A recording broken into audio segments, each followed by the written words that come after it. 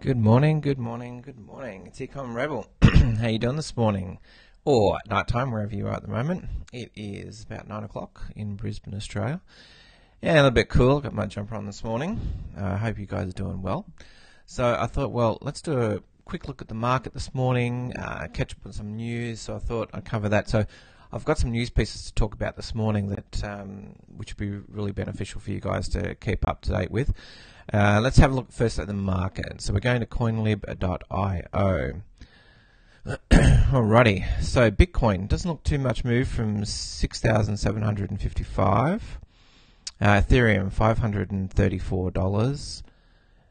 XRP Ripple is 53 cents. Bitcoin Cash $890. EOS $10.80. Litecoin $97. Stellar 23 cents. Cardano 16 cents. And Tron rounding out the top 10 at 4 cents. Now basically, just looking at the movement, we've got a really small movement with under 1%, so the market's not moving in the last 24 hours. But what's interesting is the 24-hour volume is up to 16 billion. Bitcoin dominance 39%, and total market cap 289.49 billion. So at the moment, not too much happening there at the market.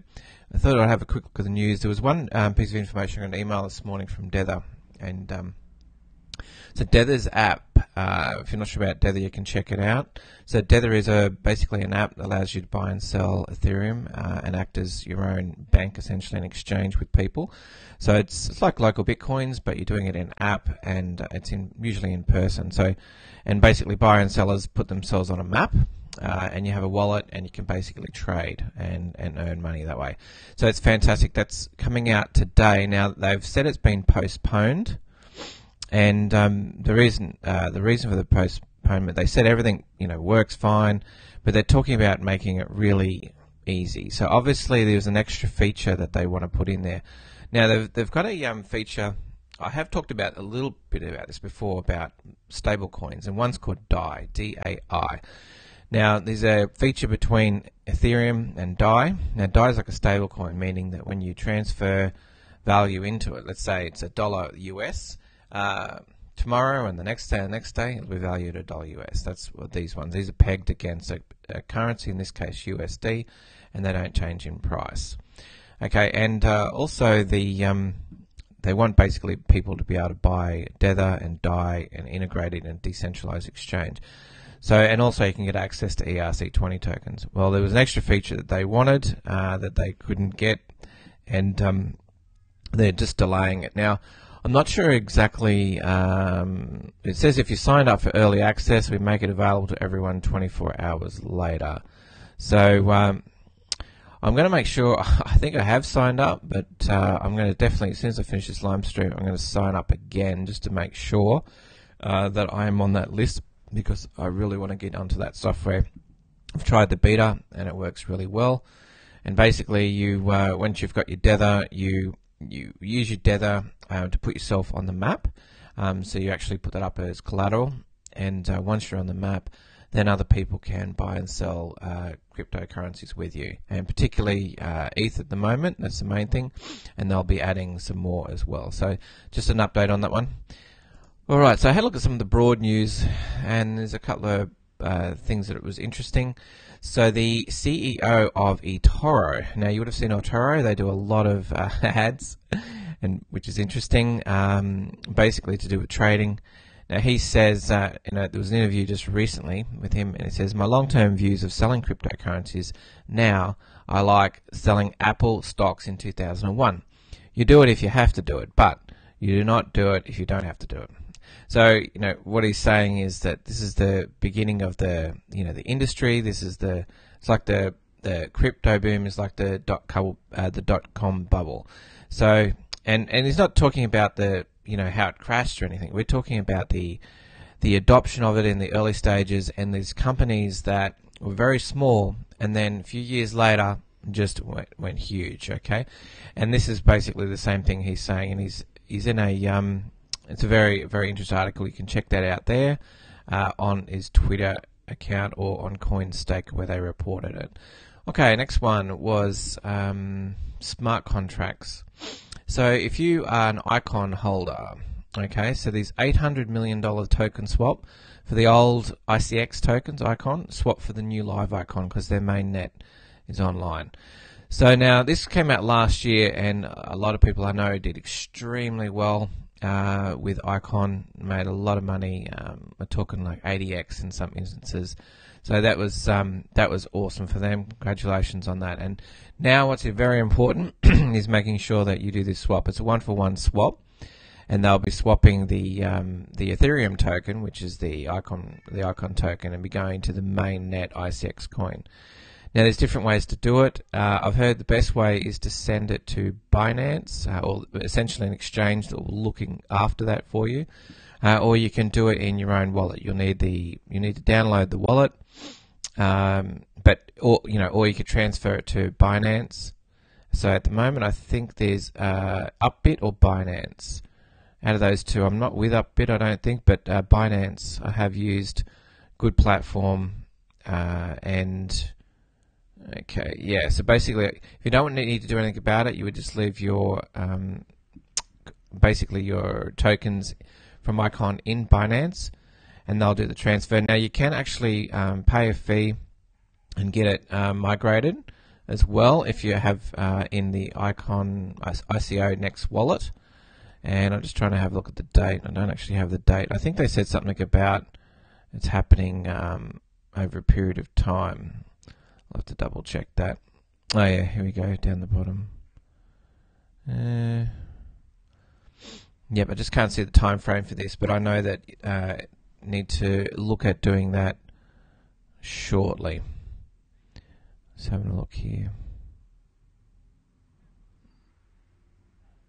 Yeah, it says from between June and September. Okay, so that's the idea. There's not like a absolute deadline for it, but that's what I would suggest, getting in early and taking care of that. All right, moving on to the next one. Square. There's a Square app. I don't know if you've ever used this before, but it's an app to take credit card payments at point of sale, and also, mainly point of sale is where it's mainly used at. Anyway, basically Square's now got themselves a Bitcoin license, is what they call it in New York, essentially. It means the ability to use Bitcoin and cryptocurrencies to actually transact with. So now they're licensed. Now Square is very simple to use, and essentially they've obtained this license for New York, which means that they can now roll out that integration which I believe it has already been done, but not in New York. So now they'll be able to use Bitcoin and probably some other cryptocurrencies there as well. So that's good news for adoption. That means people who already have Square terminals, which is a lot, basically they then can accept Bitcoin on that same terminal. So that is really good news, because essentially that's what you want for adoption. I mean, if all the FPOS machines turned around and you could accept Bitcoin, that's when you're starting to see mass adoption.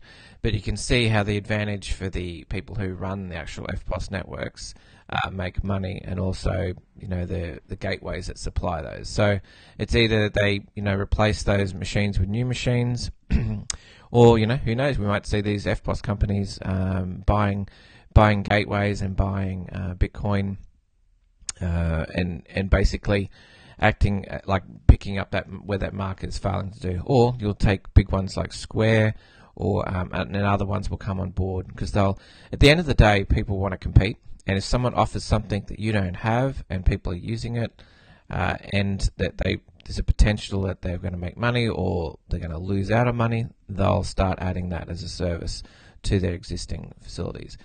All right, I talked a little bit about stablecoins, not too much. You probably still don't know what they're all about, but here's another more stablecoin projects from Peter Thiel, Coinbase, and 40 others. So let's have a look. So basically, they're trying to come up with stablecoins, and this seems to be a I don't know. This is to do with Circle. We talked about I think Jeremy LR, the Circle CEO, talked about this. How there's going to be more places out there that will actually be using the stablecoins as crypto, because really, ultimately, for day-to-day use for normal people, they're not going to understand anything but the a stable coin. Okay, because the whole idea of that asset going up and down, sure, it's good for us making money and speculating investment, but when you want to buy something and the price fluctuates and you can't buy it, it is frustrating. So that's a feature by making a stable coin. That price, the fluctuation is gone, but the opportunity to make money on the back end of that, because to create that stable coin, you've got to create a market behind it to make that work, which in this case that happens with DAI and a few other coins. So they can see the benefit of it. I think we're going to see more stable coins coming out from big names and big companies, and maybe even governments doing that.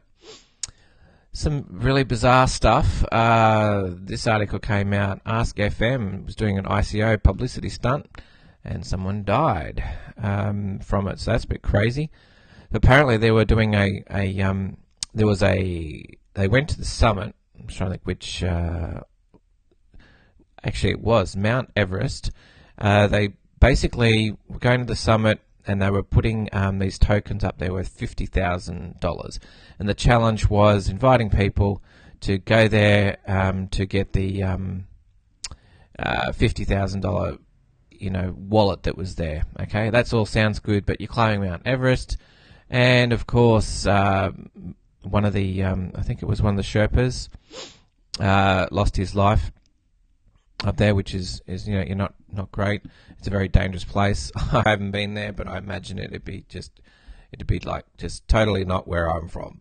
So it'd be cold and dangerous. So yeah, that's terrible news. Apparently they did. There was some compensation that they were going to do for the family, but this is the danger of doing some publicity stunts for an ICO. Good on them for trying to do some publicity, but I don't know. That's a pretty dangerous place to be doing something like that, and I'm not sure. I haven't looked on Twitter to see if there's any memes out yet, but I'm sure there will be. So it may not be good for Ask FM's ICO platform. So just be aware of that. If you're doing ICOs and you want to do publicity stunts, make sure people don't die. All right, EOS. This is interesting. So there was some frozen. They had the first day or so when they came out, they had some problems with the network, and since then there's actually been some issues. 7 EOS accounts have been compromised by phishing scams. Now they've actually been frozen by the block producers, right? Now this is a problem because I want to read out some of the things that they're saying. These are quotes. So, given the sensitive nature of this case, block producers debated this difficult decision for over 2 hours today on a call. On one hand, we could protect the token holders. On the other, this on surface appears a dramatic overstep of our role in the Constitution and BP agreement, which is to be the executor of the arbitration decision, not to be also the judge and jury. And then goes on to say that the members grant the right of contract and of private property to each other, and therefore no property shall change hands except when the consent of an owner by a valid arbitrator's order or by a community referendum. Then this statement by Charlie Shrem. If crypto mass adoption involves someone having the power to control, freeze or reverse a transaction, if it involves someone having the power to edit, reverse data on the chain, if it involves losing immutability, then crypto mass adoption is not worth having. Then there was another tweet by Dometic Thomas. Dometic Thomas says, mass adoption is never going to happen as long as users can lose everything by losing a private key or getting hacked. Just the way it is. We may believe it's foolish, but the average person doesn't really want freedom. They give up a lot to feel protected. Some very interesting points there, because as soon as people lose money, let's call it lose crypto, a lot of people have a mentality that it's someone else's fault and not theirs. And this is a problem with, I don't know, it could be just a problem with human beings in general. I'm not sure, but I see a lot of people blaming for all sorts of different things, and really it's their ultimate responsibility. So this is the argument, does EOS and does all the blockchains, do they protect the people, the token holders, from people being scammed? And is that their role? So it's like this. The way I look at it is, it's just like our society now with cash, right? The government wants to protect us from, this is what they say, they want to protect us from cash because, cash is bad. Criminals use cash. Normal people don't use cash. They just use their FPOS and they pay for it. They get paid in their bank and they never see the cash. Then they use the FPOS and they pay for it with FPOS. And the government has complete control of that because they implement that. In Australia now they've brought out where $10,000, you cannot receive $10,000 cash as a business. It's illegal. That'll be brought out very shortly in this country because they're trying to get rid of cash. And this is to do with it, like with a bank, you can, if you have cash and it gets stolen, it's like exactly like when you have a private key or you get hacked. Same principle. The difference is they're trying to, protect the consumer and stuff like that. But here's what happens. There's always something they don't talk about. With credit cards, people don't know this, but when you have a credit card and an unauthorized transaction happens on the account, you can get your money back and there is no loss to you. The people that lose out is the merchant who used your card to process that payment and send the goods to the person that used your account fraudulently. They're the ones that lose. Okay, so someone pays for it, and there's billions of dollars of this stuff going on all the time. So same with your bank account. There's cases where people get their cards stolen and cash taken out, and usually the bank will put that money back into their account and protect the consumer. And this is what consumers love, that because they're protected, they feel safe. But by doing so, they're giving up control and they're allowing for fees and money to be taken out of the account, and that it's a monopoly. They don't control their own wealth. So you have to make it a choice of what you want to do. You have to choose whether you want to give control over to someone else to look after your money for you, and if something goes wrong, too bad, so sad, or you just hope that that you're going to be protected by some sort of bailout or something like that, which may not happen, or you take control of it yourself. Now, it takes financial responsibility to look after your private keys.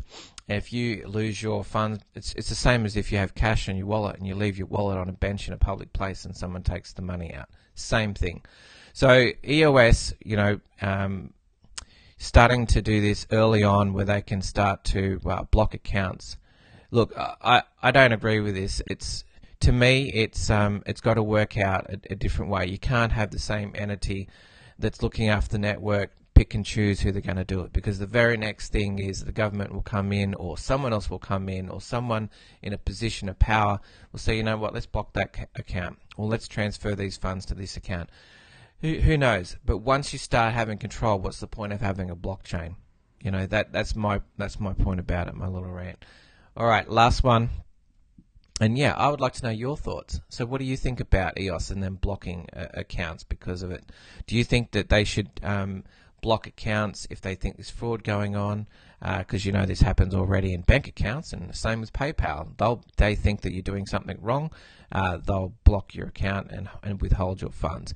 Last article is IDEX. Now IDEX, I talked about this yesterday. There was an article about IDEX being a decentralized platform. I've used it quite heavily. It's mainly Ethereum based. It doesn't have the normal like other coins that are not Ethereum based, but it's starting to process a lot more volume. So as of the moment, it's the daily volume of, what is it? The June 2018, the daily volume CryptoKitties remains at 24 Ether, which is about $12,000. IDEX is worth about 3.24 million, so it's 270 times larger than the volume of any other Ethereum game on the market. So this platform, if you're not sure about IDEX, it is pretty cool. It's a decentralized app you can use. You can check it out, and but basically it's to do with ERC20 tokens. So if you have normal coins that are not on the Ethereum network, they're not going to work on IDEX. I don't think IDEX has other coins. Correct me if I'm wrong. So I think that wraps up where we're at this morning. Still very positive about the market.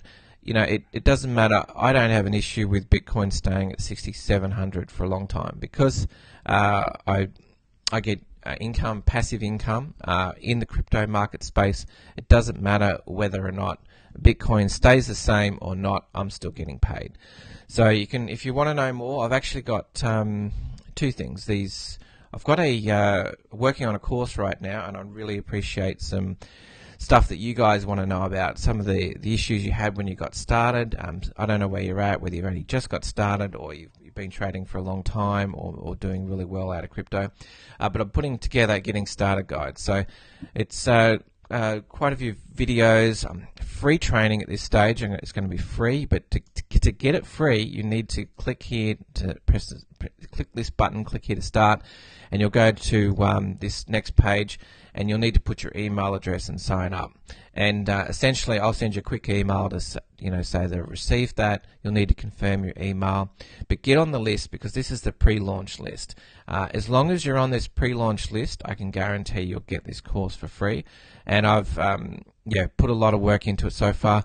I've still got a little while to go yet on it, not very long, but I would say I think I'm over halfway on this. So I put a lot of time into getting these courses and getting you up to speed with all the basics. So very excited about that. Now, if you've got any questions that you want me to make sure I include in this training, this free training, please comment below. Let me know what you want, think, understand, some of the problems maybe that you need help with, and I'll try to put them in that training for you. So check that out. If you're not sure, I'll put the link below. You can go to ecomrebel.com and just click on the main page and go through and put your details in. And the other thing is, where is it?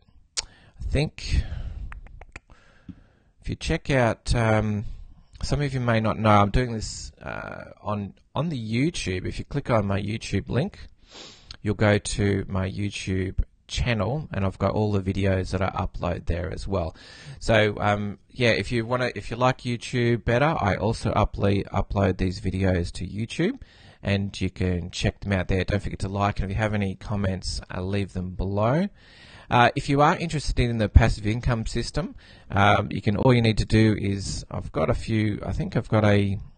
that's right, I put in the description. So if you're interested in how I make money, every week I get paid regardless of what the market is doing. So I'll show you where it is. Let's say on this last video I did yesterday, we'll have a quick look on. This one was John McAfee. We got a slap on a wrist from SEC. So you won't be hearing about anything from the ICOs with him. So yeah, to find out that information more, I'll just scroll down a little bit. Just click show more here. Just have a look at the description in any of the videos. You'll see the sign up for the pre-launch, and also just below that, wait for that to load. Oh, yeah, so generate passive income. If you just click that link, you can check out the information. There's a couple of videos there that explain what it's all about. If you have any questions, just message me. You can always get me on Facebook or comment on YouTube. Or even personal message me as well. So looking forward to your questions, looking forward to your comments, and I want you to have a great day. I'll try and catch you later in the day, and until then, see you later. Bye.